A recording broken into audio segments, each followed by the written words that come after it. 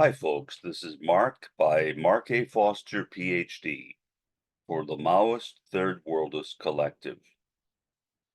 This podcast will focus on the question, whose lives do we value? By we, I mean the First World, including my own country, my own sorry country, a country that I must admit I truly despise, the United States of America. The answer, I think, is pretty clear. We value the lives of people that we regard as first world. We value the lives of Americans, especially white Americans, not so much black Americans. I remember during Hurricane Katrina, in which General Russell Honore became an unexpected hero in that hurricane, rescuing people. He walked up to an area where police were holding rifles against African Americans who had committed no crime.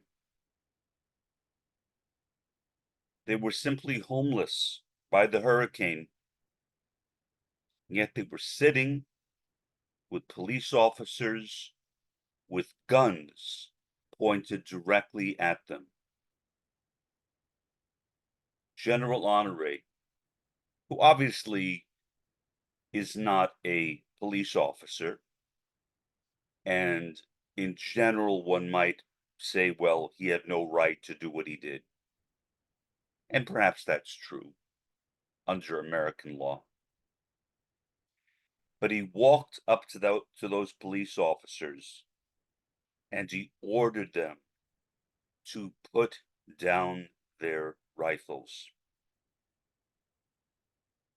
I remember those police officers looking at each other, not knowing what to do, because they're listening to Russell Honore, who has no authority over them. He's a general, a military general, no police authority, and yet he's telling them to put down their rifles. Well, guess what?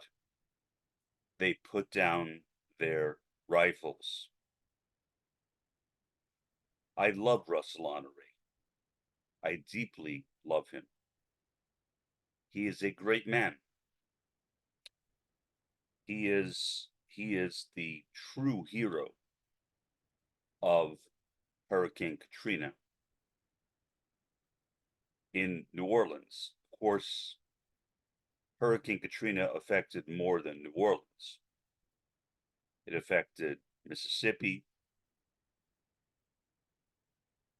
It affected parts of Texas, parts of Florida, and so on. But primarily, the area that was most devastated was New Orleans. And that's because of the huge population that was there. So this day, New Orleans, which used to be the most populous city in Louisiana, is no longer that. It has been replaced by Baton Rouge because the people who lived in New Orleans, the African Americans who lived in New Orleans, their homes were simply wiped out. They had no place to return home to. So they left. Understandably, justifiably, they left New Orleans and they scattered. Not all of them went to Baton Rouge. They went all over the place, but Many of them settled in Baton Rouge. Logical, same state. And many of them are still there.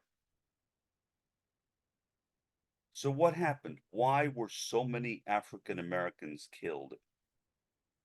The answer is simple. The term heights. Heights. Heights is a term that is commonly affixed to areas, to neighborhoods, and in some cases to cities and towns, which are elevated, right? They're higher up. And so when there is flooding, the heights are not affected or not affected that much. And that was the case in New Orleans as well. I don't know if there was a place called Heights in the New Orleans area. Maybe, I don't know. But still, the white people in New Orleans, by and large, lived in those higher elevation areas. The African Americans lived predominantly in the lower elevation areas. And lower elevation in New Orleans means below sea level. That means that they were barely protected. And the dams broke and the floods occurred. And I remember the Coast Guards rescuing people from off the tops of their homes. People wondered, why didn't those people in New Orleans leave? Why didn't they go someplace else? There were opportunities. They were given warning. Where would they go? Where would they go? They had no place to go, no relatives. They couldn't afford to stay in a hotel, to travel up north, the northern part of Louisiana or even Baton Rouge. They couldn't have done that. Could I have done that? Yes. I could, if there was some kind of a weather emergency here in the Rio Grande Valley, and we don't get weather emergencies that much here. But if there was one, if there was a hurricane that was headed toward Mission, Texas, which is very unlikely, we might get a tropical storm, but not a hurricane. But if there was one, I could leave. I could drive north. I could head toward San Antonio. I could head toward Austin. And I could find a hotel or motel room somewhere, I think. Somewhere. Why? Because I would have left immediately. I wouldn't have to wait on anybody. I would be gone. I would be protected. Those African Americans who were poor could not do that. So literally, Russell Honore was their hero. He stood up for them and he defended them and their rights. Now, who now is defending the rights of the Palestinians living in Gaza? Commonly, when there's an event where Israel bombs Gaza, the media will simply refer to the fact that there was a blast, but it won't say that that blast was caused by the Israeli Defense Forces. It will just say there was a blast. On the other hand, obviously, when Hamas invaded Israel, there was extraordinarily detailed coverage over who died and where. In fact, in the current war affecting Gaza, the more the fatalities and the casualties have mounted, the less the coverage has been. Let me repeat that. The more the fatalities and casualties have mounted in Gaza, the less the coverage has been. The less. And so, in the Western media, and in the Israeli media for that matter, there is virtually no coverage in the mass media, in the mainstream mass media, over the horrendous catastrophes that are happening right now in Gaza, right as I speak. Right as I speak. Antony Blinken,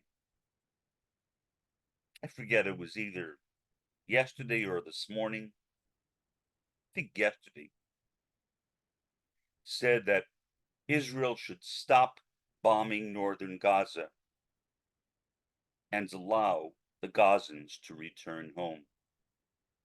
Now, Blinken is the guy who gave the green light to Benjamin Netanyahu to bomb northern Gaza. He was not in any way opposed to it. He must know that there is literally no place to return to in northern Gaza. Northern Gaza is a wasteland. It's been thoroughly and totally demolished by the IDF. There's no place to go, no place to return home. And now Israel is doing the same thing to southern Gaza. Why? Well, as Israeli officials have stated, their goal ultimately is to make Gaza a part of Israel. They've tried to get Egypt to take in Gazans. Egyptians have not been very open to that idea. Neither have Jordanians. And so, right now, Israel is simply slaughtering Gazans. They're slaughtering them. Whether they're women or men or children or babies in incubators, they don't care. They're simply slaughtering these people living in Gaza, right now in southern Gaza. And pretty soon, it appears to me, southern Gaza will be a wasteland too, just like northern Gaza is, meaning there will be no place in Gaza to live. That appears to be the objective of Benjamin Netanyahu, to make Gaza uninhabitable, so that Gazans have no choice but to leave, because there's be no place to live. Homes would simply be non-existent. Maybe they'd get on boats. I don't know where they'd go. Maybe North Africa. I have no idea. Certainly Netanyahu could care less. That is not in his radar. He doesn't care about the Gazans. I mean, he doesn't care about the Arabs who live in Israel, who are day by day losing more and more rights, more and more human rights. Then look at the US. We made a commitment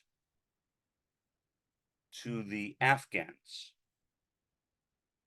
who had worked with the US, especially the US military, that we would get them out of Afghanistan before the war ended. And assuming that the Taliban again took over, which is, of course, what's happened, that we would rescue them and bring them here to the US. Then all of a sudden, the war was ending. and most Afghans were still in Afghanistan. And there are pictures. I remember, maybe you do too, these pictures of aircraft taking off and people hanging on to the bottom of the aircraft. That's the desperation they were in. Of course, they fell to their deaths. You can't survive that kind of situation. So did we care about the Afghans? No. Why? Because they're not Americans. They're not first worlders. We care about the first world, at least more than we do about the third world. But we care primarily about Americans in the first world. And so when an American dies, the media is very quick on that and will report the precise figures of how many Americans have died. And that's what people ask. That's what interviewers ask. How many Americans have died? What that tells me, and I think that's true, is that the concern is about Americans, and therefore we value American lives more than we value the lives of those who are not Americans. A lot of people died on 9/11. I remember 9/11. I was sitting in front of my TV set at home back when I lived in Kansas, and I saw the second plane crash into the World Trade Center live, not on the rerun, live. And I saw images of people literally jumping out of buildings to their deaths. Why? Were they committing suicide? No, they weren't committing suicide. It was a choice. Do I want to burn to death? Or do I want to fall to my death? And I guess they assumed that falling to their deaths would be less painful than burning to their deaths. And I think that's right. Most likely, I would do the same thing if I were in their situations. And that particular event is what led to the war in Afghanistan, right? That's what led to it. The US demanded, back when George W. Bush was president, that Mullah Omar, who was in charge of Afghanistan, of the Taliban, and therefore of Afghanistan at the time, that he give the location of Osama bin Laden. Initially, he said no. But then later he changed his mind and he said, yes, I will give you the location of Osama bin Laden. And George W. Bush ignored him and went in and started that war nonetheless. Did we care about the lives of all those people that we killed? Did we care about the lives of all those Iraqis that we killed under false pretenses that there were weapons of mass destruction? I remember watching General Colin Powell giving an address to the UN General Assembly. He claims he was given false information. Whether that is true or not, I have no idea. But he says he was told that there were actually weapons of mass destruction in Iraq. And of course, we now know they were not. And he gave what he claimed was evidence, secretly recorded communications, radio communications between people, I guess, supposedly talking about weapons of mass destruction, but there were no weapons of mass destruction. France dissented and refused to support the US effort in Iraq. So what happened?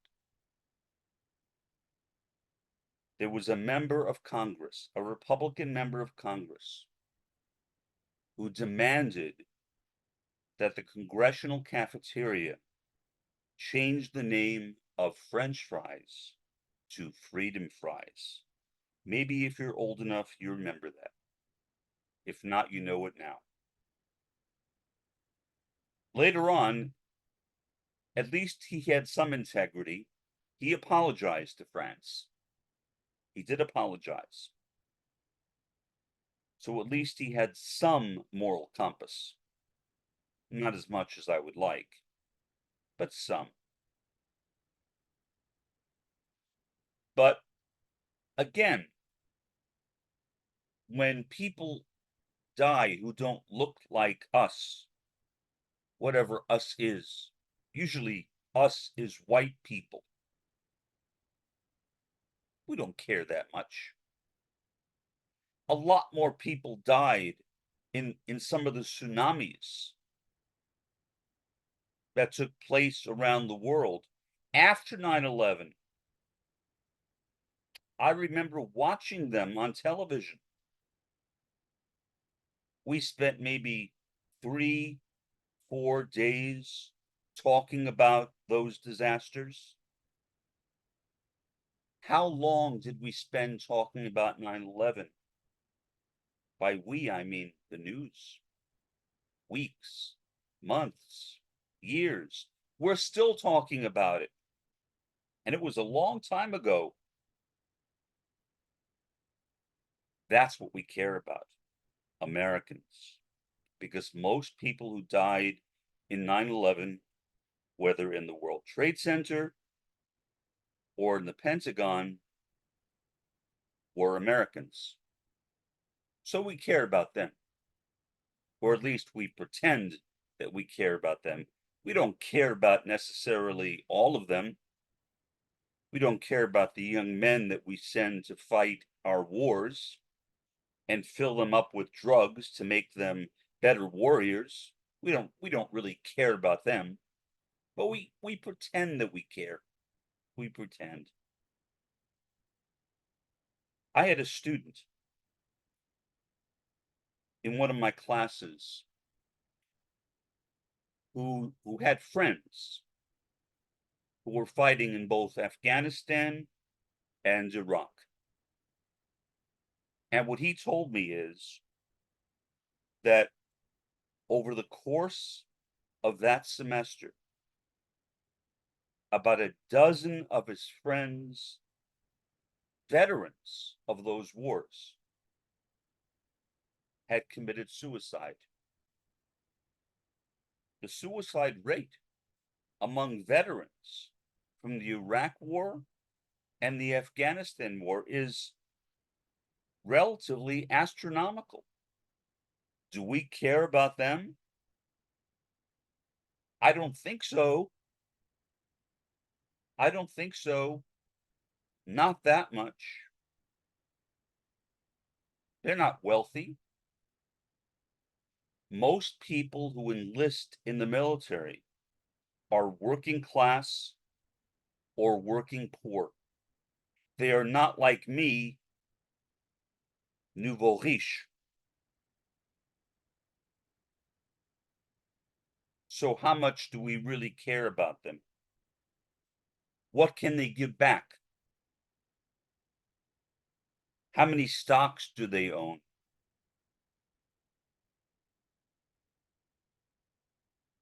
How much capital do they have? What kind of of contribution can they make to the US economy? Not that much. Some, some, but not that much. And so the imperialist US, the empire, strikes back once again, and strikes back over and over and over again with apparently no discernible degree of regret, interested in its own advancement, in its own profit, in how much it can pressure its allies and those who are not its allies, like Iran, to bend to its will.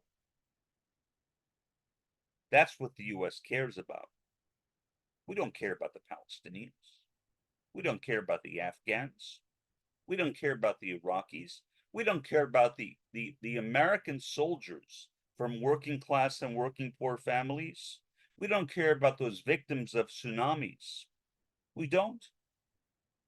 And that is simply evidenced by the amount of time, or I should say, the lack of time that we spend to covering their fates in our news media.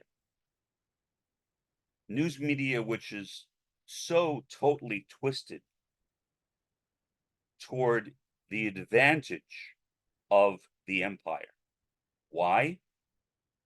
Because the news media itself is a part of that empire. It is one of the main instruments of that empire.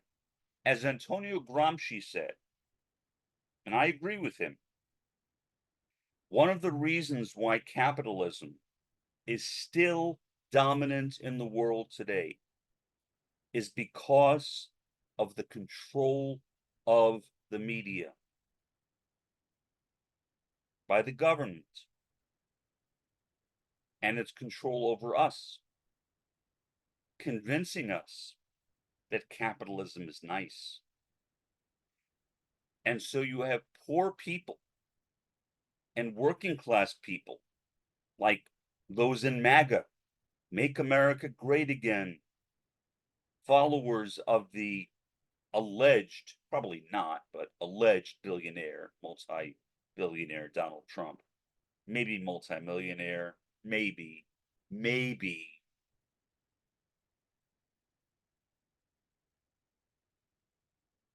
Those people believe in the empire. They are among the first defenders of American actions around the world. They support the United States. I know that because having lived in the Deep South twice, no, 3 times, twice in Georgia, once in Mississippi. Where I am right now in the Rio Grande Valley is different. It's called a part of Deep South Texas, but it's not the same as the Deep South in the sense of Louisiana and Arkansas and Mississippi and Alabama and Georgia and the Carolinas and maybe Tennessee or parts of Tennessee. So this where I am right now is very different. It's a Mexican American area predominantly. The Deep South is very different. And so I got to know many of those rednecks. They were my neighbors. They were my students. I knew who they were. And they would defend the US to their deaths.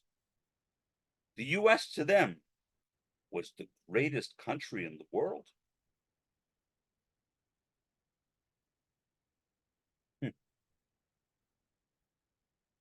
What could be further from the truth than that statement that the U.S. is the greatest country in the world?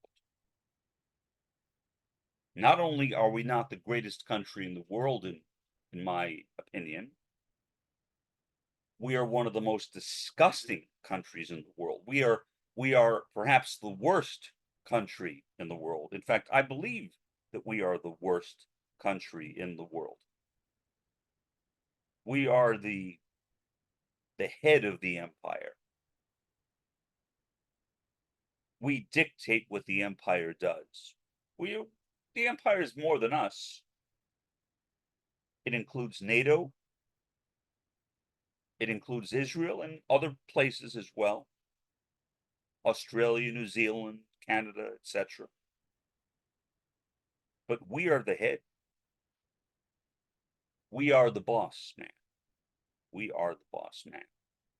We dictate what the empire does. That is what needs to change. That is the empire. That is the first world that we live in right now. That's it. And so all I can say is, and I'm not trying to talk down to anybody. That's not my intention. So if you think I am, I'm not. I'm just very emotional about this. But if you think that America is so great, okay, good, good. I'm not going to persuade you that it's not. It's not my business. You have a right to believe what you want. I would never persuade my students either. They would say what they wanted to say, and I would keep my mouth shut. But when I was lecturing, it was a different story. I would say exactly what I said just now. So, in effect, you had a taste of my lectures, which often got me not in trouble. I mean, I was a tenured professor, but it certainly raised the eyebrows of some administrators. I was undoubtedly the furthest to the left person on the faculty of the college. There was no one further to the left than myself. And I was proud of that because at least I felt I was doing something. Something. Now, was I doing enough? Nobody can do enough. Nobody can do enough. There is no such thing as doing enough. The only thing that is enough would be the dissolution of the empire, but the end of the empire, the extermination of the empire by whatever means.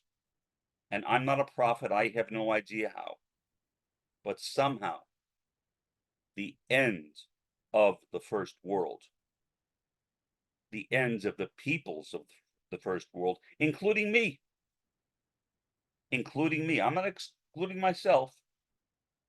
I'm not giving myself special treatment. I am a first worlder. I live here. I deserve to die as along with other people from my country. I deserve to be dead. And the sooner that happens, not the sooner that I personally die, but the sooner that the first world dies, which would include me, the better off our world will be, and the more quickly, perhaps, will be the time till the third world takes over, a process which I think will take hundreds, if not thousands of years, and then gradually begins the revolutionary process of building a communist world system. This has been Mark by Mark A. Foster, Ph.D. Have a pleasant day and an even better day tomorrow.